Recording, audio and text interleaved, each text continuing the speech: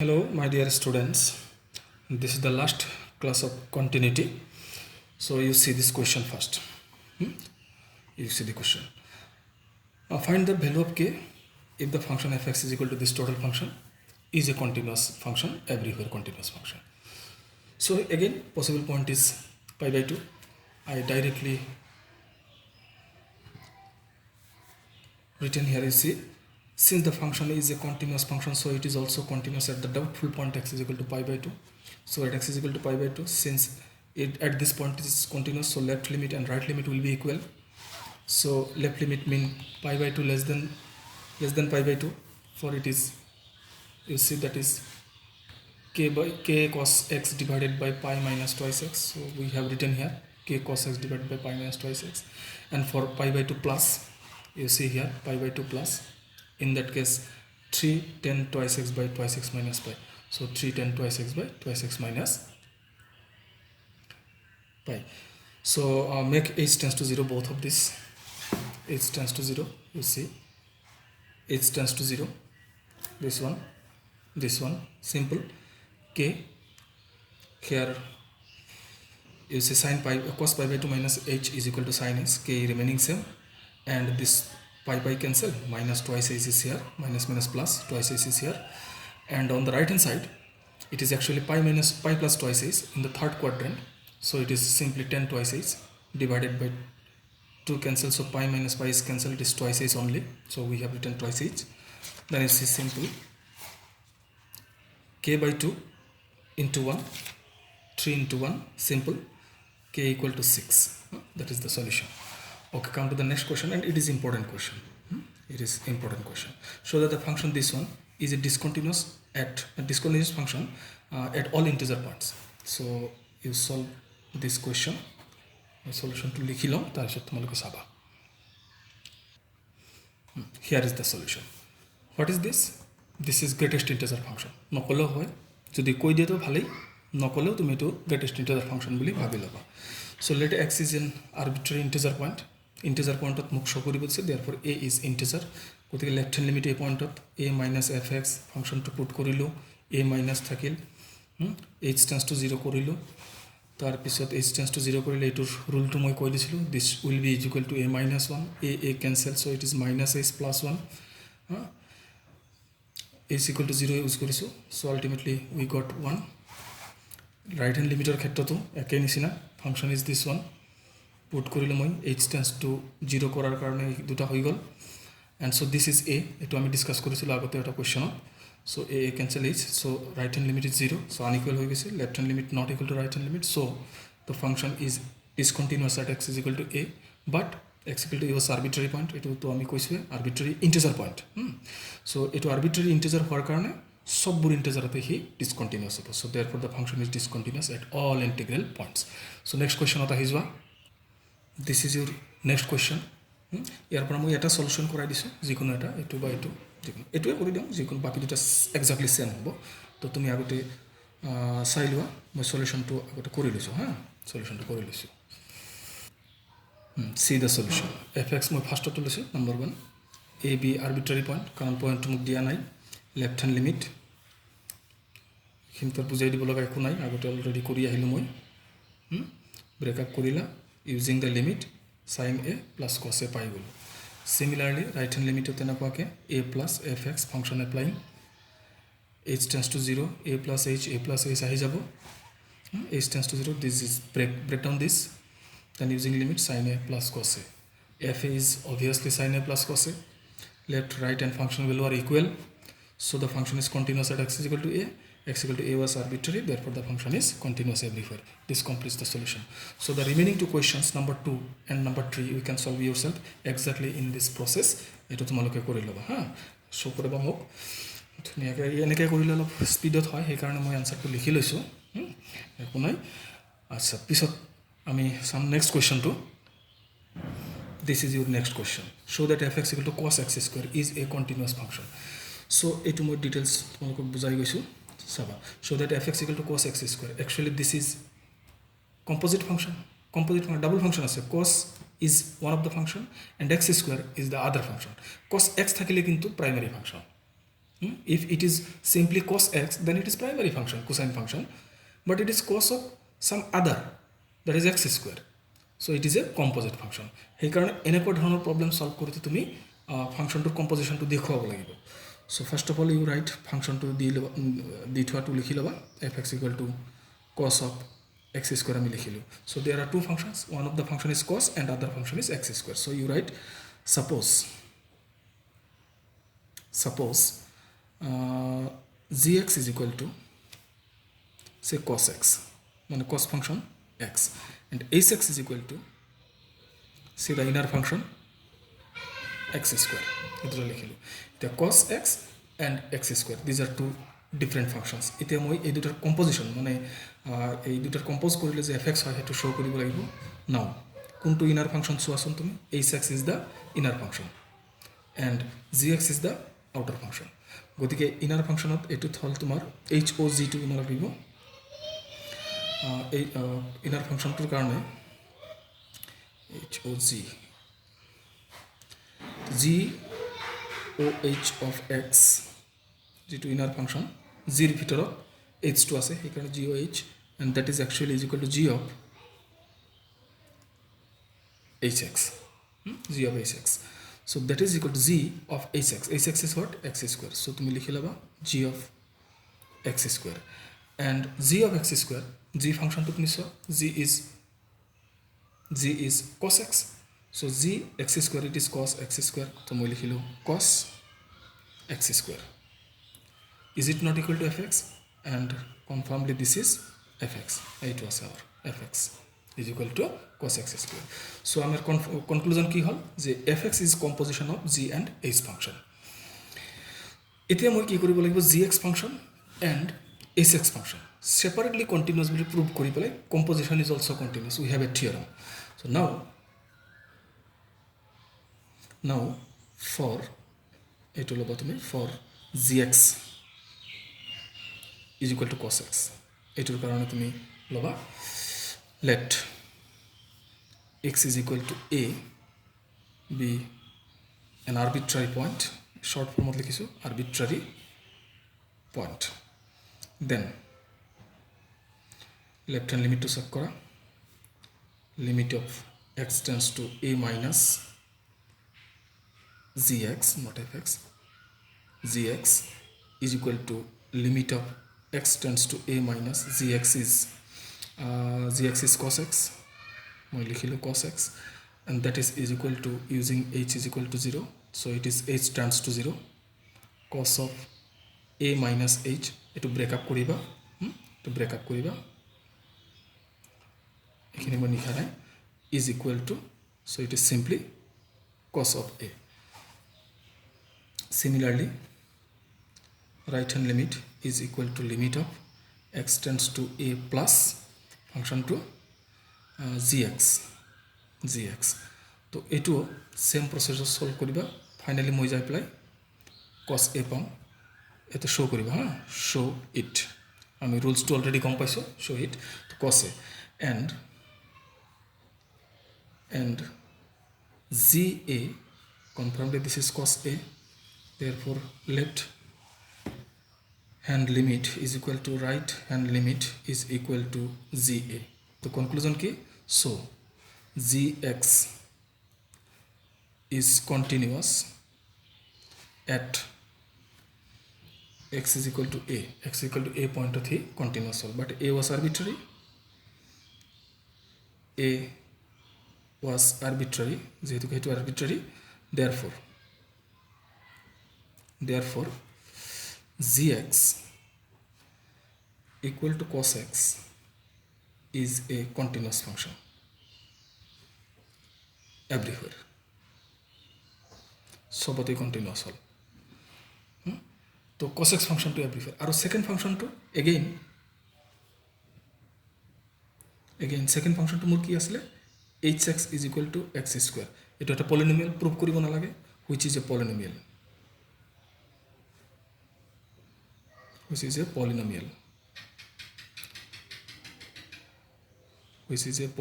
বহুপদ, বহুপদীয় ফলন function. which is a polynomial function. So it is continuous everywhere. Sobate continuous hobo everywhere. So gotike ki hol etu tumalokor babe question tu moi olop pisot di aso etu tumalokor babe. So continuous everywhere jehetu ke hiyo continuous hol continuous everywhere titala moi ki korbo parim etia এই লাইনটো আহিবা আমি কি কৰিব পাৰিম আমি ক'ব পাৰিম therefore fx is equal to goh of x আৰু হেতু কি cos of x square is also everywhere continuous.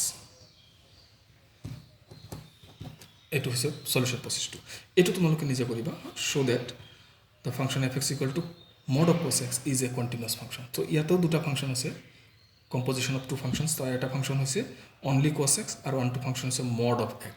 তেনেকৈ hx and gx টো তুমি লৈ লবা composition to mod cos x হয় বুলি cos x টো প্রুভ কৰিবা এটোৰ নিচিনাকে আৰু mod x is a continuous function জানাই তোমালোকে প্ৰুভ কৰি দিলে দিবা নিদিলেও কথা নাই সো হেতু দি প্লাই তাৰছত বাকি ৰাইটিং প্ৰসেসটো এটোৰ দৰে হ'ব সো এটো কমপ্লিট কৰিবা সো এটো ফৰ হোমৱৰ্ক তোমাৰ কাৰণে আচ্ছা আমি নেক্সট কোৱেশ্চনত যাম এটো টাইপৰ কোৱেশ্চন আমি এটা সলভ কৰি আহিছিলো গতিকে এটো তুমি কৰিবা এটো কিন্তু পইণ্টটো কৈ থোৱা নাই না find all point of discontinuity of this function এই ফাংশনটো ডিসকন্টিনিউটি পইণ্ট বিলাক ওলাব লাগিব সো ফাৰ্স্ট ব্ৰেকআপ এটো ব্ৰেকআপ কৰি ল'ব লাগিব কিন্তু ব্ৰেকআপ খিনি মই কৰি দিছো বাকিখিনি নিশ্চয় কৰিবা ব্ৰেকআপ খিনি চাবা fx is equal to mod x plus mod of x minus 1 গতিকে ইয়াতে পয়েন্টস বিলাক কি পালো মই এটা হৈছে x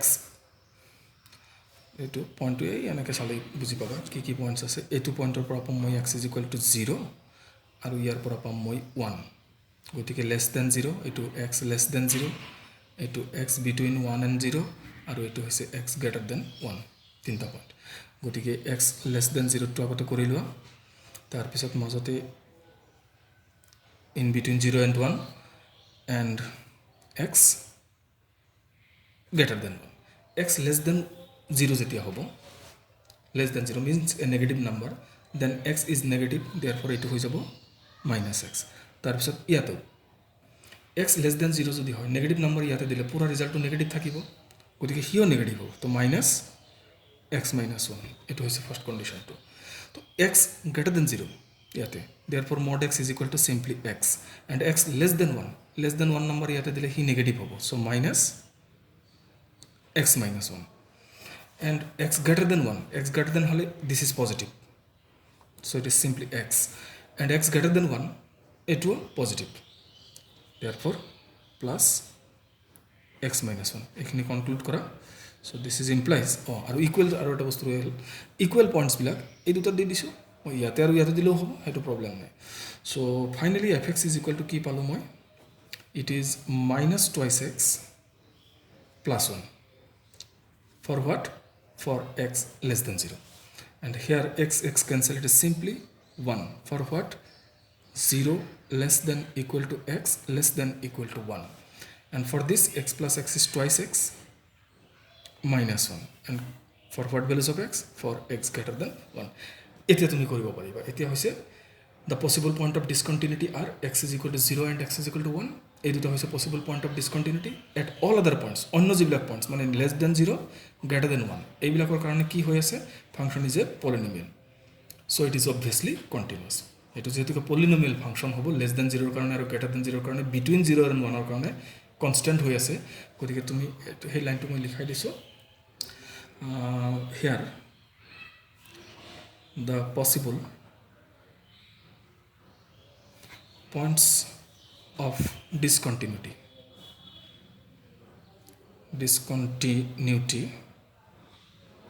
are x is equal to 0 and x is equal to 1 at all other points অন্য যিবিলাক পয়েন্টস আমাৰ থাকি গল the function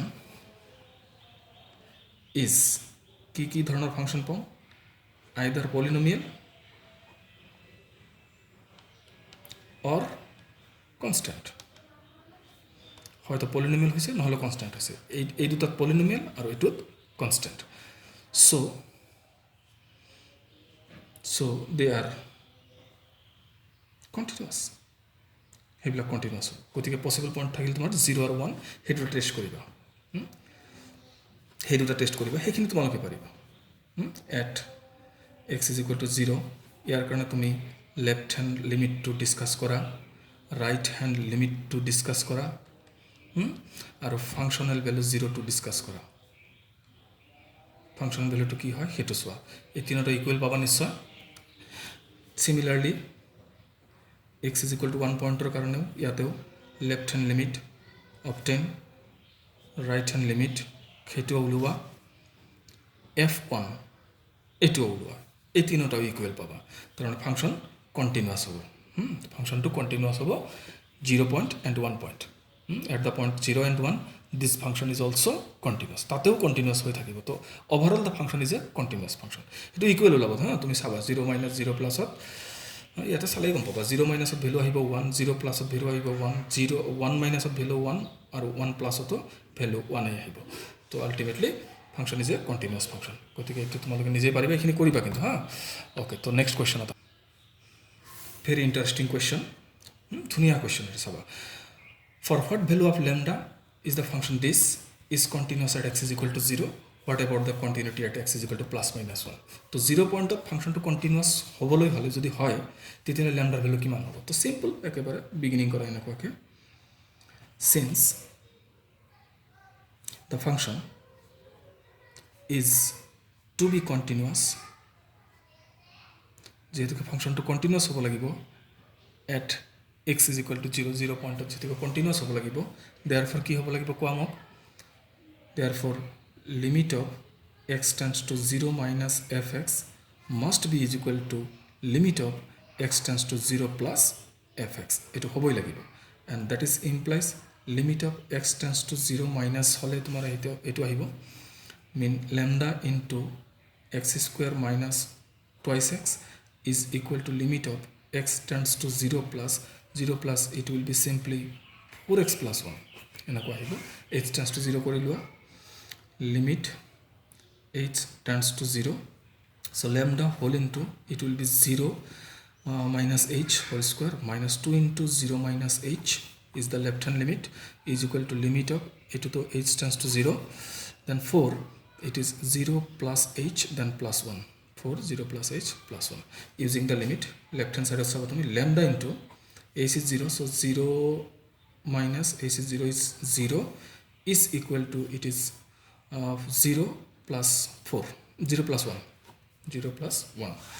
So finally moi ki dekhable soason lambda is equal to, sorry not lambda, is implies it is 0 is equal to 1. Impossible, which is impossible. Impossible. তার মানে lambda value G থাকিলেও যদি 1 লোৱা 2 লোৱা 3 লোৱা in all cases left hand সাইডটো সদায় 0 হৈ যাব, সদায় 0 হৈ যাব, এণ্ড 0 ইজ ইকুৱেল টু 1. তাৰ মানে in all cases the left hand limit and the right hand limit cannot be equal. কোনো ক্ষেত্ৰতে সেই দুটা ইকুৱেল হ'ব নোৱাৰে. গতিকে which is impossible for all lambda. ল্যাম্ডাৰ যিকোনো ভেলুৰ কাৰণে আমাৰ লেফট হ্যান্ড ৰাইট লিমিট আৰু ৰাইট হ্যান্ড লিমিটটো আনইকুৱেল, মানে সদায় ইম্পচিবল কেছ পাওঁ. তো মই ক'ম এনেকুৱাকৈ দেয়াৰফৰ the function cannot be continuous, function to continuous হবই নোৱাৰে for any value of lambda. lambda কোনো ভ্যালুৰ কাৰণে হি continuous হ'ব নোৱাৰে. so this is the first part of the problem. the second part to কি হৈছিল তুমি চোৱাচোন. the second part was what about the continuity at x is equal to 1 and minus 1. 1 আৰু minus 1 ত continuous হ'ব নে নহয়. so for 1 ৰ কাৰণে এটাৰ কোনটো পোৰ্শনত 1 আছে, in which portion x is equal to 1 is here, in this portion. in that case fx equal to what, 4x plus 1, and it is a polynomial, so it will be a continuous function. তো মই এনেকৈ লিখিম for x is equal to 1 we have fx equal to simply 4x plus 1 which is a polynomial. which is a polynomial, so it is continuous for all x belongs to R. সবর কারণে continuous, therefore it is also continuous at x equal to 1. সবতে যদি continuous তো 1 তো continuous হবে। again for x is equal to -1, তেতিয়া হলে কি হয় চোৱা x is equal to -1 কোনটো লাইনত আছে, এইটো লাইনত আছে। সো আমি লিখিম it is fx is equal to lambda into x square minus twice x। এতিয়া lambda ভ্যালু যি হোক যেহেতু হি constant number, this is polynomial which is again a polynomial, which is again a polynomial, যেটো নেকি আকৌ polynomial, so it is continuous for all x belongs to R, therefore it is also continuous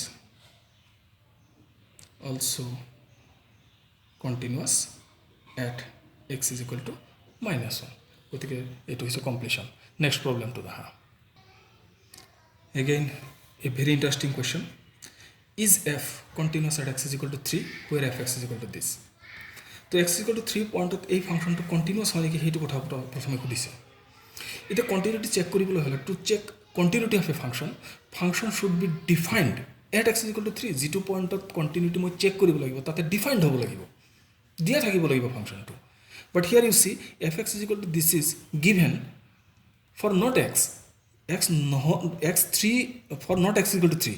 তো x is equal to 3 নোহোৱাৰ কাৰণেহে দিয়া আছে, equal to 3 কাৰণে মোক দিয়া নাই।